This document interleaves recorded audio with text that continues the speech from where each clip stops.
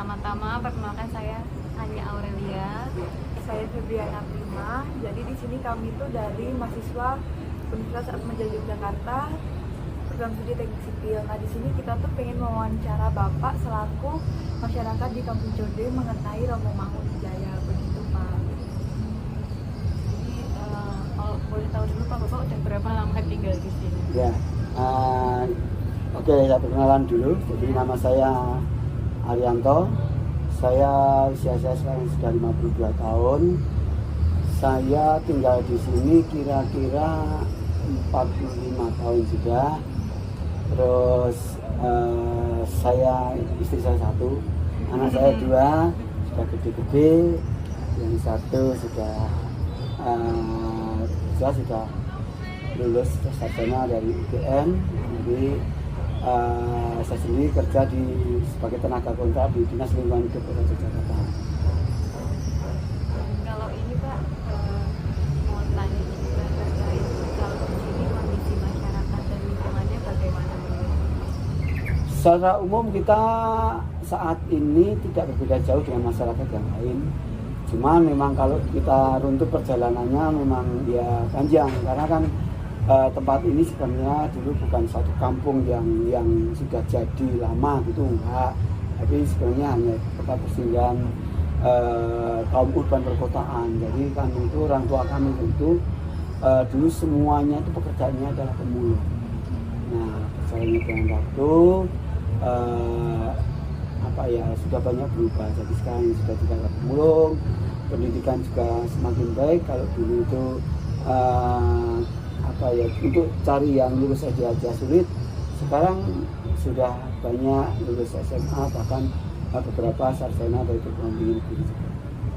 Nah kalau kita di perkuliahan itu kan, di mata kuliah pendidikan kewarganegaraan itu kan kita tuh diceritain mengenai perjuangan Romo Mangunwijaya tentang Kampung Code ini Pak. Nah menurut Bapak tuh inspirasi yang dari kehidupan Romo Mangunwijaya yang bisa diambil itu apa Pak tentang kampung ini? Satu hal penting adalah bahwa Romo Mangun itu kalau bagi kami itu merupakan dalam tanda petik juru selamat. Karena apa? Sebenarnya pada akhir 83 ketika terjadi banjir besar dan menghanyutkan beberapa rumah kami, rumah warga sini, itu pemerintah sudah dalam tanda petik mengultimatum atau menetapkan bahwa tempat ini bukan satu tempat yang layak huni.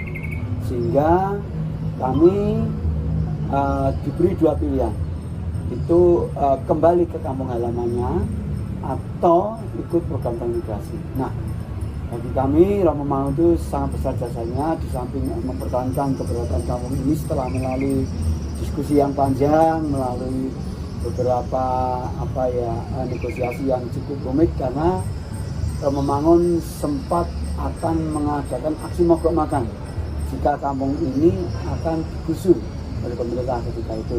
Nah, dia juga berjuang sampai itu, juga dia membangun pendidikan yang lebih baik, juga kehidupan yang lebih baik.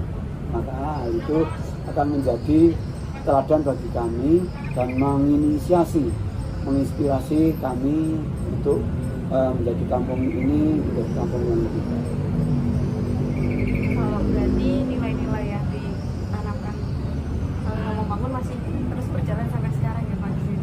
Ya, sebagian besar masih kami ingat, walaupun ada sebagian dari roh yang telah ditanamkan oleh Romo Mangun itu mulai luntur, karena ada beberapa hal, termasuk kelunturan itu ada positif dan negatifnya. Artinya negatifnya itu bagaimana kondisi rumah yang tahan gempa di satu hamparan itu sudah tergantikan oleh perumahan yang berat.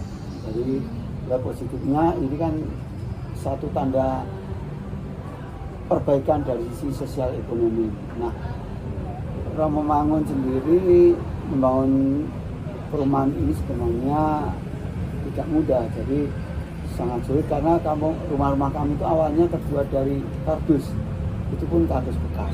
Jadi karena pekerjaan kami yang ketika itu notabene sebagai pemulung, maka rumah-rumah kami hanya dari kardus bekas saja. Nah, perjalanannya itu dia kembali menata sehingga rumah ini tidak ada yang bisa terkena bencana banjir. Kita ingat ketika 2010 terjadi erupsi Merapi dengan banjir yang mungkin banyak korban perumahan di sepanjang Kali Jati ini, maka di kampung ini tidak ada satupun rumah yang dibangun oleh rumah itu terdampak. Jadi termasuk kampung yang tahan terdampak.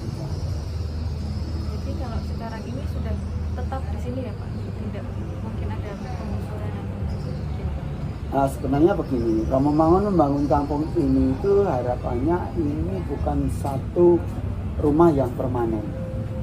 Kalau warga itu dirasa sudah mampu dan lebih sudah cukup secara sosial ekonomi, itu harapannya Romo Mangun berharap warga ini pindah dari kampung ini, membangun di tempat lain atau beli tempat lain yang lebih baik.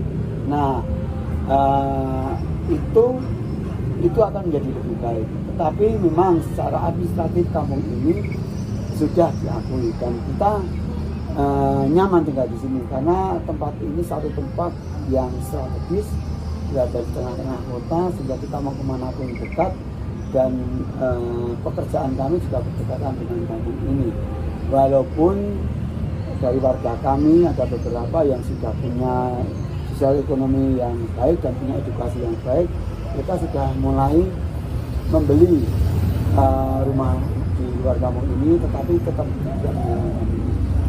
Kalau boleh tahu, kampung Code yang diselamatkan oleh Romo Mangun itu hanya ini atau Hanya ini saja. Jadi satu RT ini satu RT. Berarti yang di depan itu bukan ya Pak? Yang di sebelah sana? Iya, yang di sebelah. Tidak, bukan. Jadi hanya sini saja. Tetapi kehadiran kampung ini dengan berbagai macam inspirasinya, dengan berbagai macam destinasinya, membuat Kali Code ini terangkat namanya. Mungkin Kali Code ini tidak akan terkenal di dunia internasional kalau tidak ada kampung ini dan tidak ada perjuangan Romo Mangun yang besar, perjuangan Romo Mangun yang tinggi untuk menyelamatkan kampung ini. Kita ingat bahwa pembangunan kampung ini juga diwarnai dengan pengecatan yang indah-indah, itu supaya tidak meninggalkan kesan kumuh kampung ini, dan itu menginisiasi di banyak tempat. Kita tahu di Malang ada kampung Jatipan, ada kampung Biru, di Semarang ada kampung Pelangi, di Tangerang ada juga, bahkan di Jakarta kemarin yang terakhir ada Bapak Anies Baswedan datang ke sini dan melakukan pengecatan untuk atap-atap yang ada di sini. Di Ambon pun ada kampung komunitas Bulan Batu yang melakukan hal yang sama. Kalau saya pernah ke bawah itu kan ada seperti ini ya Pak, tempat ruangan gitu untuk biasanya tuh waktu itu ada kegiatan anak kecil di situ. Nah kalau menurut Bapak itu fasilitas itu tuh dari Romo Mangunnya atau emang sengaja dibangun juga atau bagaimana? Jadi begini ya, Romo Mangun itu di samping seorang aktivis kemanusiaan, dia seorang pimpinan agama Katolik. Tetapi selama beliau ada di kampung ini tidak pernah sekalipun dia berusaha menyebarkan agama Katolik. Walaupun nilai-nilai kekristenan itu ada, tapi dia tidak pernah menyebarkan agama Katolik. Dia tidak pernah membangun kapel, membangun gereja, tidak pernah. Dia lebih cenderung pada pluralisme. Makanya bangunan yang pertama kali dibangun ini di sini adalah yang namanya Balai Serbaguna, di mana Balai Serbaguna itu bisa dipakai untuk kegiatan keagamaan maupun kegiatan kemasyarakatan yang lain. Misalnya agama Kristen mau melakukan persekutuan PA ada di situ. Lalu agama Islam mau melakukan pengajian juga ada di situ. Bahkan Romo Mangun itu walaupun seorang pimpinan agama Katolik, dia juga mencarikan guru ngaji. Bagaimana Pak Ahmad Tuhari dihadirkan untuk bisa membimbing bersama mahasiswanya membimbing pengajian di sini. Lalu yang kedua juga untuk kegiatan kelompok belajar, juga kegiatan untuk keterampilan. Di samping itu bagaimana bangunan itu menjadi tempat yang tempat untuk bergembira dan bersedih. Artinya bergembira itu ketika kita mau melakukan hajatan pernikahan di tempat itu, tetapi ketika kita ada yang meninggal dan disemayamkan juga di tempat itu, karena kita rumahnya hanya kecil-kecil. Jadi tempat itu